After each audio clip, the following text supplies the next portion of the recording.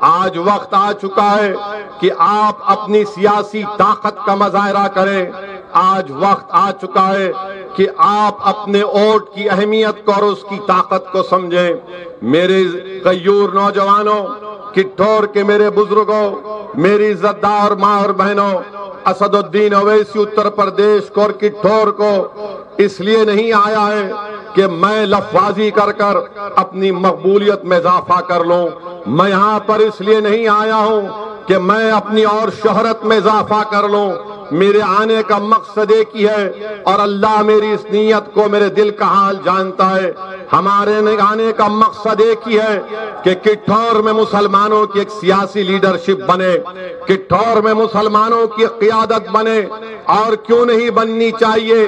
جب کٹھور ہو، میرٹھ ہو، western U P ہو، اتر پردیش ہو یا پوروانچل ہو، اتر پردیش میں ہر سماج نے، ہر ذات نے اپنی اپنی ایک سیاسی لیڈرشپ کو بنا لیا ہے. ان کا ایک نیتا ہے. اتنے بڑی تعداد میں اتر پردیش میں مسلمان ہیں اور آپ کی کوئی سیاسی لیڈرشپ نہیں ہے. ہاں، انفرادی طور پر زید اور بکر ہوں گے، مگر وہ انفرادی طور پر پورے قوم اور ملت کی قیادت نہیں کر سکتے. میں آپ کو پیغام دینے آیا ہوں، میں آپ کو گزارش کرنے آیا ہوں کہ آپ کو اپنی قیادت کو بنانا ہے، اپنی لیڈرشپ کو بنانا ہے. جب آپ کی قیادت اور لیڈرشپ کٹھور کے بسنے والے غیور نوجوانوں کی صفوں سے کوئی ایک لیڈر بن کر کھڑا ہوگا جس کو کٹھور کے بزرگوں کی سرپرستی حاصل ہوگی، تو تبھی جا کر انشاءاللہ تعالی ہم اتر پردیش کی سیاست میں ایک انقلاب برپا کریں گے. انقلاب اس وقت برپا ہوگا جب آپ اپنے ووٹ سے اپنے کینڈیڈیٹ کو کامیاب کریں گے. انقلاب اس سے برپا نہیں ہوگا کہ آپ کبھی سپا کو، کبھی بی ایس پی کو، تو کبھی کانگریس کو آپ نے ووٹ دیا. بتاؤ تم نے اور ہم نے کیا حاصل کیا؟ ہمارے مقدر میں غریبی اور مفلسی آئی، ہمارے مقدر میں جیلوں میں ہمارے نوجوانوں کی جوانیوں کو برباد کر دیا گیا، ہمارے مقدر میں فسادات آئے، ہمارے مقدر میں انکاؤنٹر آیا، ہمارے مقدر میں یہ تباہی اور بربادی آئی.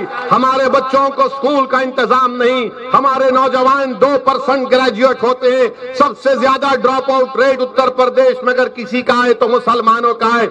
یہ مجلس کا پیغام ہے. ان ناانصافیوں کا ہم خاتمہ کرنا چاہتے ہیں اور میں آپ سے اپیل کرنے آیا ہوں، میں آپ سے گزارش کرنے آیا ہوں، میں آپ کے سامنے بھیک مانگنے آیا ہوں، میرے لیے نہیں، میں آپ سے بھیک مانگنے آیا ہوں کہ متحد ہو جاؤ.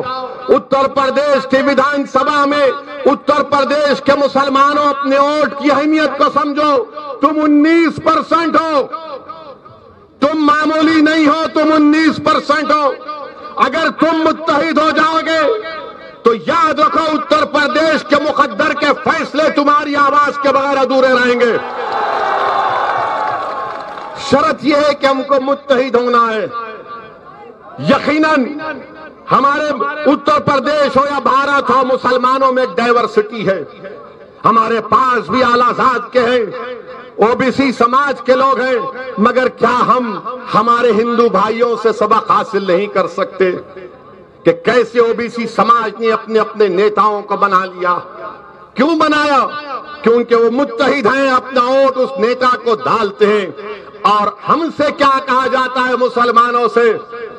جب کبھی بھی بھائی صاحب رک جائیے تھوڑی دیر کے لیے، رک جائیے. جب کبھی بھی چناؤ آتے ہیں ایک ہی جملہ آپ سے شروع ہو گیا ہوگا، مسلمانوں زندگی موت کا الیکشن ہے اتر پردیش کا. یعنی ہر الیکشن زندگی موت کا رہا ہمارے لیے. ہر آدمی آ کر کہے گا یہ دلے آئیں گے،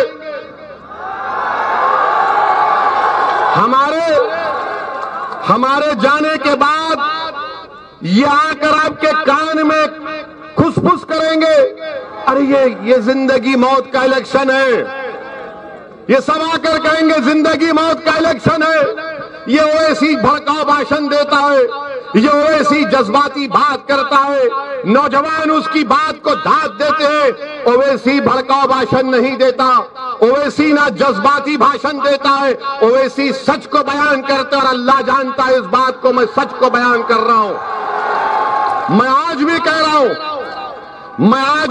ہوں بھارت میں اگر کوئی اسد الدین اویسی کا مخالف ہے تو ایک وقت اور مقام طے کرو، بحث کر لیں گے، تم 10 منٹ میں جوتے اٹھا کر بھاگ جاؤ گے۔ پورے اتر پردیش میں اگر کسی سے سب سے زیادہ ناانصافی ہوئی دلتوں کے بعد تو اتر پردیش کے مسلمانوں سے ناانصافی ہوئی ہے۔ اور ناانصافی کرنے والے کون؟ جو ہم سے ووٹ حاصل کرتے رہے، یہ ڈرا کر ووٹ حاصل کیا کہ زندگی اور موت کا الیکشن ہے۔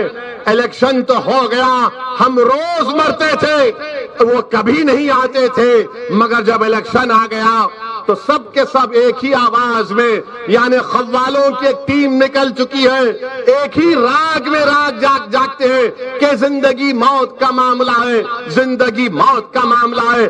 بتاؤ اگر اتر پردیش میں صرف 2% مسلمان گریجویٹ ہیں تو کیا یہ زندگی موت کا معاملہ نہیں ہے؟